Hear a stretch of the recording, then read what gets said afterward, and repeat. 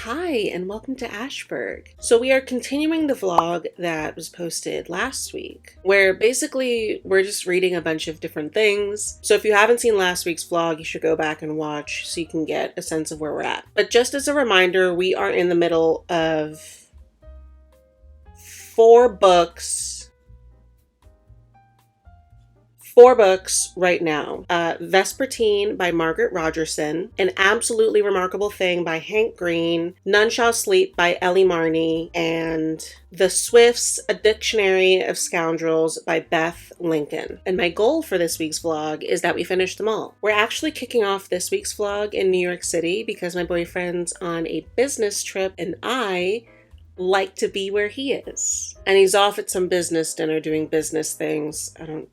What do business people do? Schmoozing and getting drunk with the people that pay him.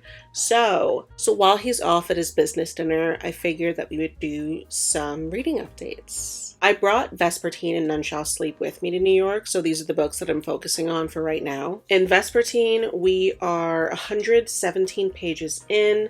I mean, it's still going great. We're still in the stage where Artemisia, our main character, is on the run. Right now, the power of the Revenant, which is the ancient demonic entity, is still inside of her. She's able to use its power for good because she's going through the lands and saving people, but it's still a constant battle for her because she doesn't know if the Revenant's going to finally take hold of her like it so desperately wants to, or if she's going to be able to manage to keep it at bay. And then meanwhile, all of the leaders of this land are terrified that she has this thing inside of her and they're trying to catch her. But she's like a slippery bitch and they can't do it. I love the relationship between Artemisia and the Revenant because there are times when the Revenant's personality kind of makes you feel like, okay, maybe it's not all bad, or maybe the agenda that we've been led to believe about the Revenant isn't as true as we thought. Like, maybe it's not just hell-bent on destruction. Or at least that's how I feel. There have been times where I'm like,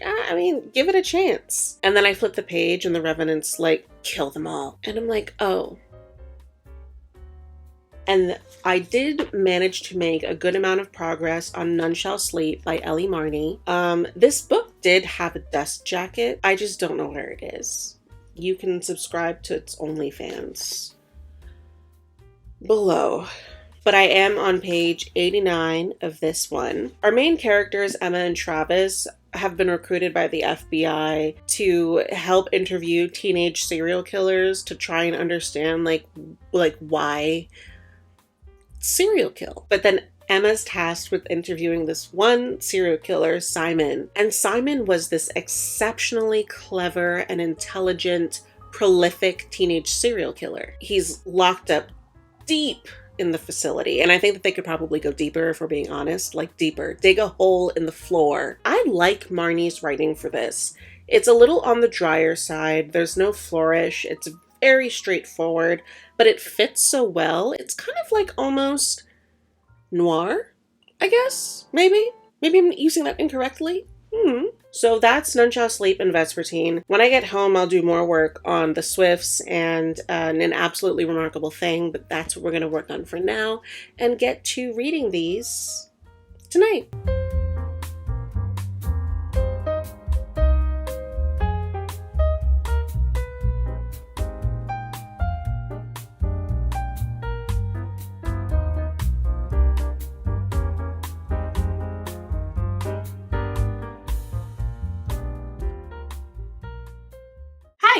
So I'm on my way home from New York, but I did stop at my parents' for a few hours to go through my closet and grab some stuff before I go home, and I've run out of stamina. So I figured we're gonna take a break and also do some reading updates. When I was in New York, I talked to you about Vespertine and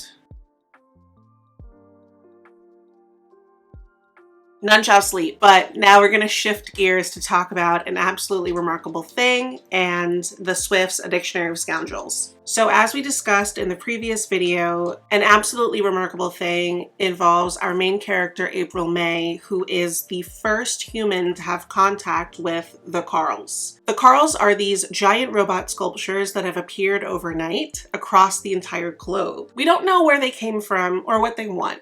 but they're probably aliens.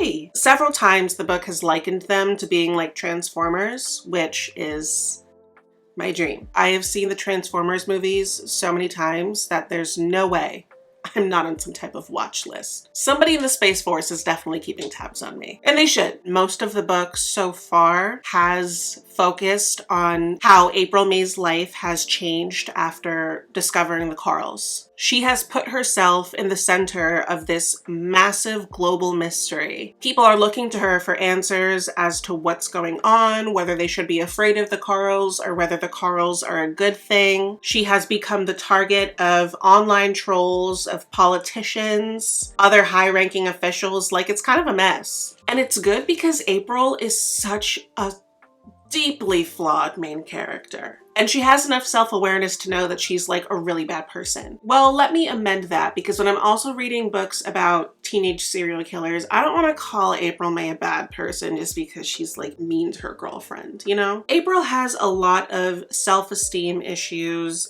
surrounding commitment, and sees her discovery of the Carls as a massive opportunity to turn her life completely around, even at the expense of those that she loves. So we're watching April just make bad decision after bad decision in the name of cementing her place in global history, which good for me as the reader, but really bad for humanity because she just does whatever. As for the Swifts, A Dictionary of Scoundrels. So the Swifts, A Dictionary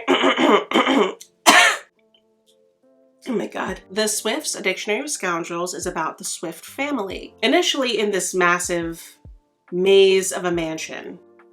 The alliteration just distracted me so much. Oh my god. How else can I say that? In this large, convoluted estate, we have our main cast of the Swift family. Every one of the Swifts, when they're born, gets assigned a name from the dictionary at random. And your name influences who you are as a person. So our main character, Shenan's, again. Her sister Phenomena is a scientist. Her uncle Maelstrom is a pirate. And if she had an uncle Cannibal, be a different kind of story. But although our small main cast lives in the house, there are dozens, if not hundreds, of Swifts just unleashed upon the world. Shenanigan has found herself in the middle of a family reunion. All of the Swifts have come to the house to mix it up and then also look for a secret treasure that was hidden somewhere in the house centuries ago. So for Shenanigan especially, it's already a high pressure situation. Imagine being trapped in a house with like hundreds of your own relatives who each have the most extreme personalities you could possibly have. Nothing could keep me in that house.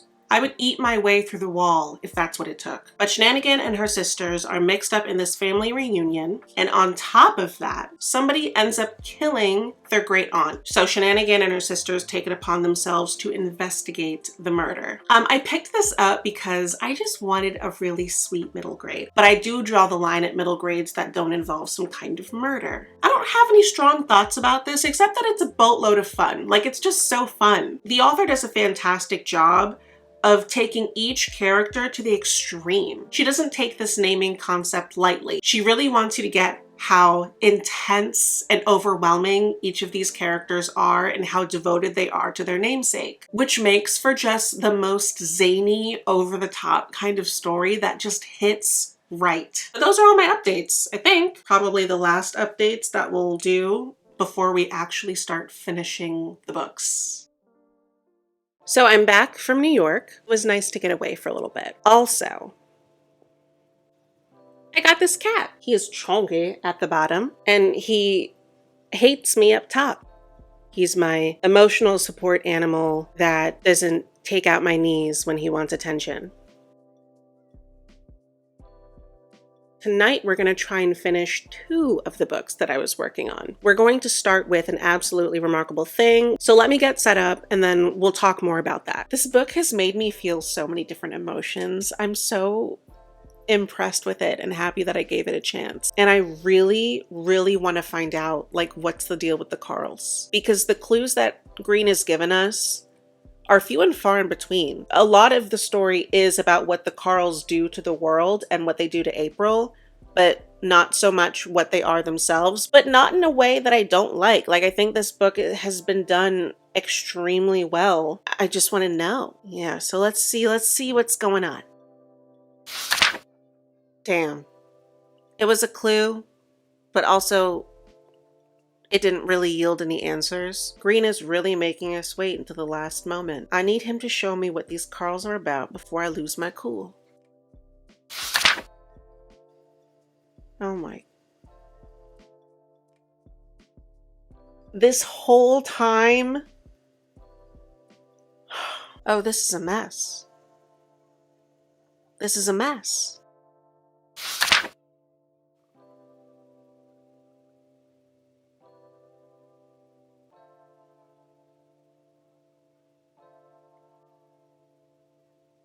Wait, what? So much has happened in these last 30 pages, but I also have to reread this last 2 pages that I just read because I'm so confused. And then if what I think is happening, then Wait, it's over? Oh my God, it's over. Why is it over? Bring it back. I feel like I want to let an absolutely remarkable thing marinate a bit more before we have like a full-on conversation about it. But you should know that my opinions of it were good.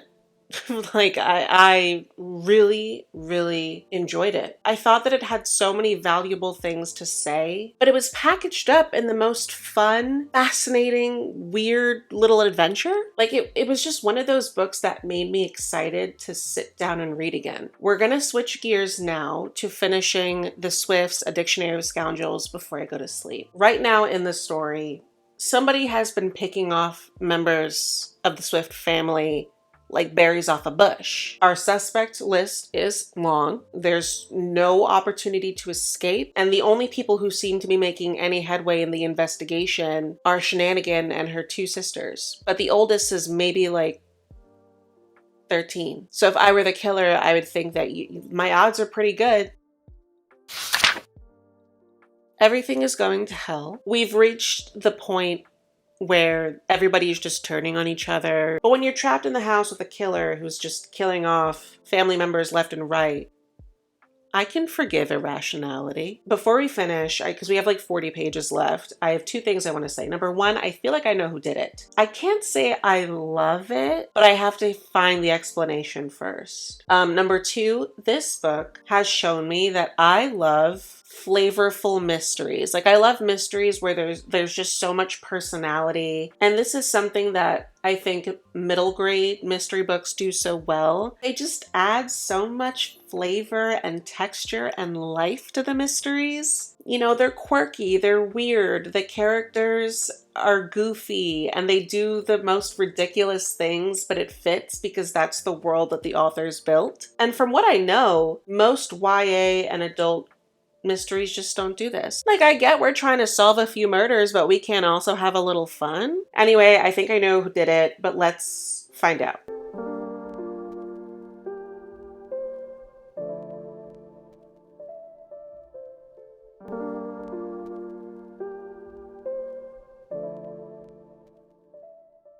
So we were definitely supposed to read more of the Swifts, A Dictionary of Scoundrels together, but I fell asleep.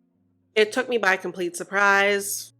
I thought somebody knocked me out. I did end up finishing the book. You really didn't miss anything. I gave it 3 stars. I've read a handful of middle grade books, and this one was just okay. I really think that the best parts of the book were the fact that it was loaded with so much character. But if you peel back the love for the characters, there was really not much underneath. The mystery just fell flat.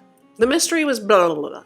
And the resolution to the mystery was also blah, blah, blah. So, 3 stars. And yes, you can always make the argument that because it's a middle grade, my big self is not the target audience, and you would be correct. Unfortunately, I don't have an argument to that, so I'm going to ignore it. I did end up giving an absolutely remarkable thing 4 stars. Hank Green really exceeded my expectations. I'm really happy that I just happened to pick that up on a whim. It was fun, it was fast-paced, it was strange, but it had a lot to say. The ending was fantastic, but also very confusing. I don't know if I could really describe it to you. I do believe that the sequel was just released, and I do plan on reading it.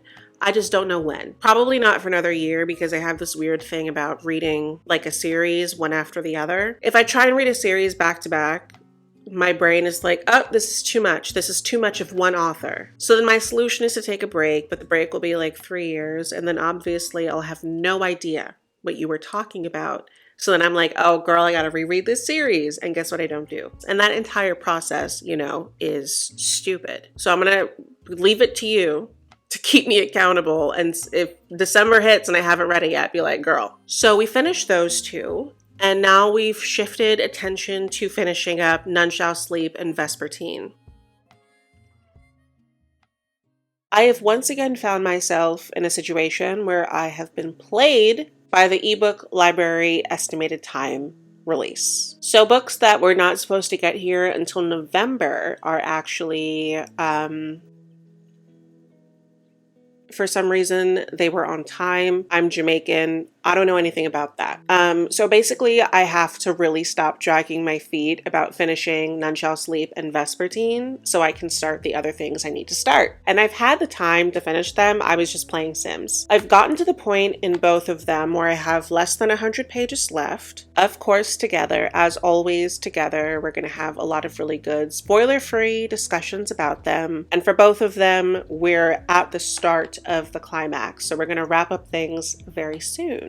Okay, so first we're going to tackle finishing up Vespertine. Quick, very basic summary so that I don't give too much away. With the Revenant's help, Artemisia has been investigating this massive magical threat to the world. There is something or someone who is causing the dead to rise in really high numbers to attack the living. And our girl Artemisia is not going to let that slide. So she and the Revenant have gone to the land's capital where they've been for more than half the book at this point to see if they can find the source of this dark magic and stop it before the dead just sweep through everybody. I am still hooked on Vespertine. The world that Rogerson has built is so reliant on religious artifacts, religious figures. So they look towards these saints and the nuns and other members of the clergy for protection, because the best protection you have against the dead are your prayers, your incense, your weapons that have been blessed. When you're fighting spirits, you can't just expect to give them a little kick to the jaw.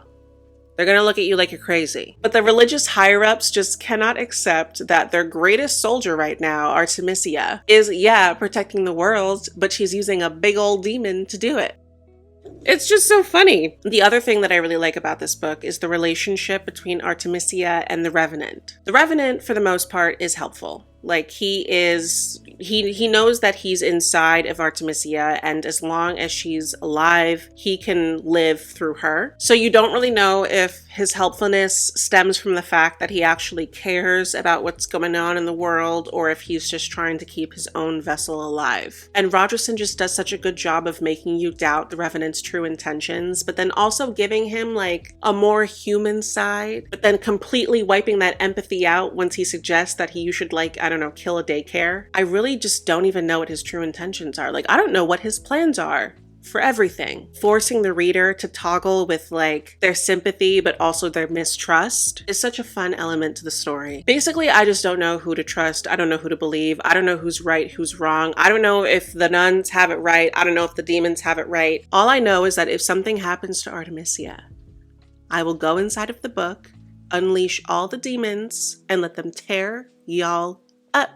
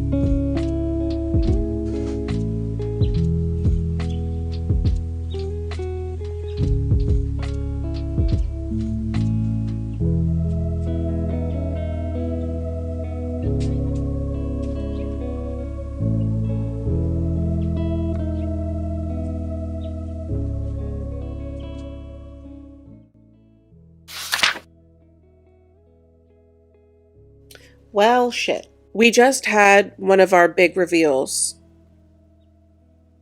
Well, I guess two big reveals, but they happened so quickly. But I still don't know who to trust or who to believe. Like, Rogerson is messing with me. She's writing these words, but I don't believe her. I still feel like she's trying to lie to me, but then at the same time, like, why? Like, what reason would you have? What, but these last 80 pages are so good. Like, they're so good so far. I don't even know. Like, I don't I'm just feel like I'm getting hit from all ends. The villain of this story, I am obsessed with because I'm actually scared of them. So, let's read on. Wait. These pages aren't even like really action packed after a certain point, but it's just like the fallout, the way that like things just keep getting worse. I'm so stressed. I love it though. I love it. I love this book. I finished Vespertine and I need the next book now. Now. It was so good. It was so good. And the ending didn't even have that much action, but just the intensity of the scenes was so high. I felt so on edge. I thought the writing was great. The only complaint that I had was I thought she could have explained some things in the world a little better. Sometimes I felt a bit confused about like what the rules were for this magic system, etc., etc. So it is 7. So is it almost 8 o'clock? No, girl, read a clock. It's almost 7 o'clock.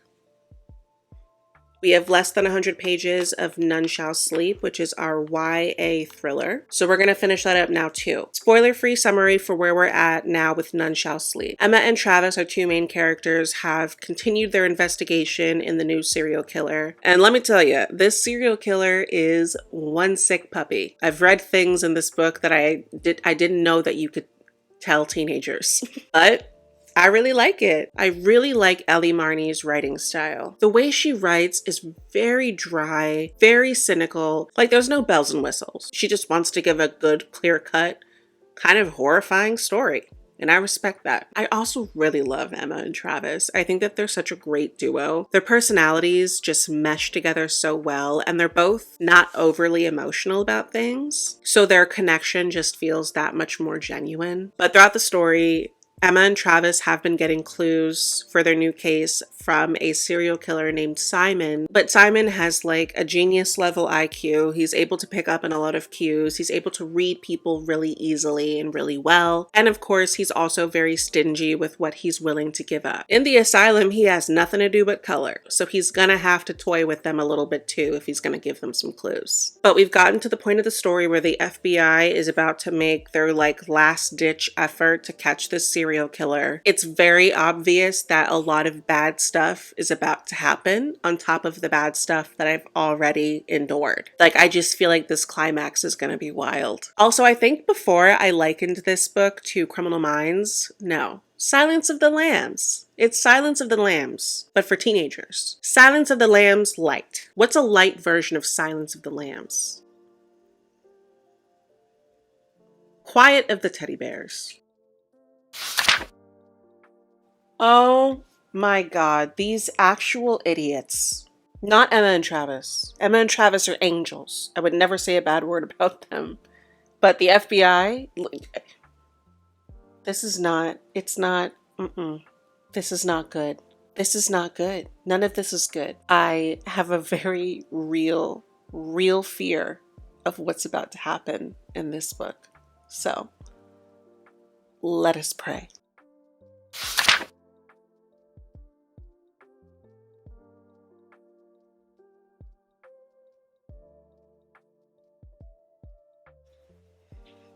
Oh my god. Oh my god.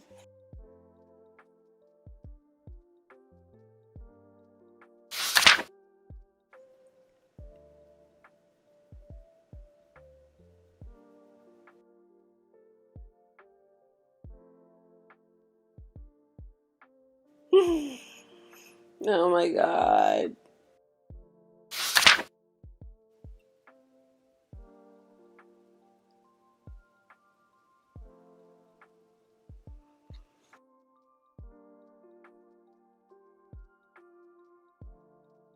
I'm gonna throw up.